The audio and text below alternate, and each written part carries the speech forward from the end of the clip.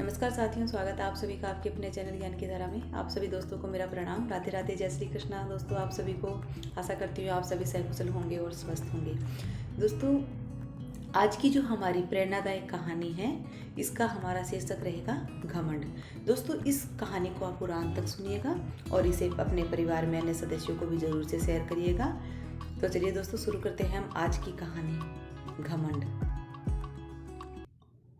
दोस्तों, एक आदमी था जिसको इस बात पर बहुत घमंड था कि मेरे बिना मेरा परिवार नहीं चल सकता। उसकी एक छोटी सी किराने की दुकान थी, तो उसी से जो भी कमाई होती थी उससे परिवार का गुजारा चलता था, क्योंकि पूरे घर में कमाने वाला वह अकेला ही था।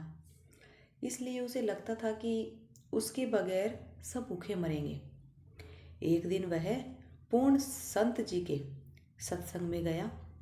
संत जी ने उस पर दृष्टि डाली और फरमाया कि यह घमंड झूठा और फिजूल है कि मेरे बिना मेरा परिवार भूख से मर जाएगा।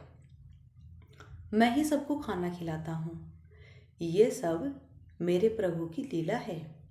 वो तो पत्थरों के नीचे रहने वाले जीवों को भी भोजन पहुँचाता है। तो उस आदमी के मन में कई सवाल उठने लगे। सत्संग समाप्त होने के बाद उस आदमी ने संत जी से कहा कि मैं दिन भर कमाकर जो पैसे लाता हूँ उसी से मेरे घर का खर्चा चलता है। मेरे बिना तो मेरे परिवार के जो सदस्य हैं वे सभी भूखे ही मर जाएंगे। तो संत जी ने उसे बड़े ही प्यार से समझाया कि बेटा, यह तुम्हारे मन का भ्रम है। हर कोई अपने भाग्य का ही खाता है। वो आदमी बोला, यदि ऐसा है तो आप मुझे साबित करके दिखाओ। तो संत जी ने हंसकर कहा कि ठीक है बेटा, तुम बिना किसी को बताए अपने घर से 1 महीने के लिए कहीं दूर चले जाओ। तो उसने पूछा कि मेरे परिवार का ध्यान कौन रखेगा। तो संत जी ने उसे समझाया कि बेटा, परमात्मा सबका ध्यान रखता है, तुम्हें यही तो देखना है। वो चुपचाप कहीं दूर चला गया। कुछ दिनों के बाद गांव में ये अफवाह फैल गई कि उसे तो शेर खा गया होगा। तो उसके परिवार वाले उसे कई दिनों तक ढूंढते भी रहे और रोते भी रहे, लेकिन उसका कुछ भी पता नहीं चला। तो आखिरकार गांव के कुछ भले लोग उसकी मदद के लिए आ गए। एक सेठ ने उसके बड़े लड़के को अपने यहाँ पर नौकरी दे दी। गांव वालों ने मिलकर उसकी बेटी की भी शादी कर दी और एक भला आदमी उसके छोटे बेटे की पढ़ाई का पूरा खर्चा देने को तैयार हो गया। अब 1 महीने के बाद वही आदमी छिपता छिपाता रात के वक्त अपने घर लौट आया। पहले तो घर वालों ने उसे भूत समझकर दरवाज़ा ही नहीं खोला।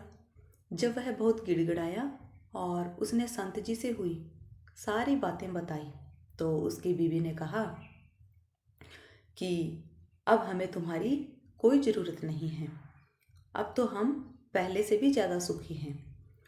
तो उस आदमी का सारा घमंड चूर चूर हो गया और अब वो रोता हुआ संत जी के डेरे पर चला गया और कहने लगा कि संत जी, मुझे माफ़ कर दो। संत जी ने बड़े प्यार से कहा कि अब तुम्हें अपने घर वापस जाने की क्या ज़रूरत है बेटा। इस जगत को चलाने का दावा करने वाले बड़े बड़े बादशाह मिट्टी हो गए। दुनिया उनके बिना भी चलती रही है। इसलिए अपनी ताकत का, अपने पैसे का और अपने कामकाज का और अपने ज्ञान का घमंड फिजूल है। अब तुम्हें बाकी का सारा जीवन मालिक की भक्ति में और लाचारों की सेवा में लगा करके इसे सफल करना है। वो आदमी संत जी के चरणों में गिर पड़ा और रोते हुए बोला कि आप जो भी कहेंगे आज से मैं वही करूँगा। तो एक बार सोचना ज़रूर, कहीं हम भी किसी चीज़ का घमंड तो नहीं कर रहे हैं। तो दोस्तों,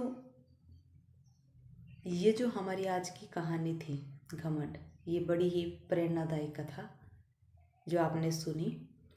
यह कथा आपको कैसी लगी, एक बार आप कमेंट सेक्शन में मुझे कमेंट करके ज़रूर बताइए। अगर अच्छी लगी हो तो इसे एक लाइक भी करना, और अपने परिवार में जो भी आपके छोटे भाई बहन हैं, जो भी बड़े हैं, और अपने परिवार के जो भी अन्य सदस्य हैं उनको ज़रूर से शेयर करना। दोस्तों, हमारा यह चैनल एक प्रेरणा का स्रोत और ज़िंदगी जीने के नज़रिए को जाहिर करता है। इस ज्ञान की धारा में आपको हर रोज़ धार्मिक प्रेरणादायक कहानियाँ, गीता जी के सभी अध्याय और उनका सभी अध्याय का महात्म्य सहित और आत्मविश्वास से जुड़ी हुई गाथाएं देखने और सुनने को मिलेगी। तो आज ही चैनल को सब्सक्राइब करके आप बेल आइकन पर क्लिक कर दीजिए, और आप सभी अपना प्रेम, सहयोग और विश्वास इसी तरह से बनाए रखिएगा। तो चलिए दोस्तों, मिलते हैं अब हम एक नई वीडियो में और एक नई कथा के साथ। तब तक के लिए आप सभी दोस्तों को मेरा प्रणाम। राधे राधे, जय श्री कृष्णा। दोस्तों, आप सभी को मेरा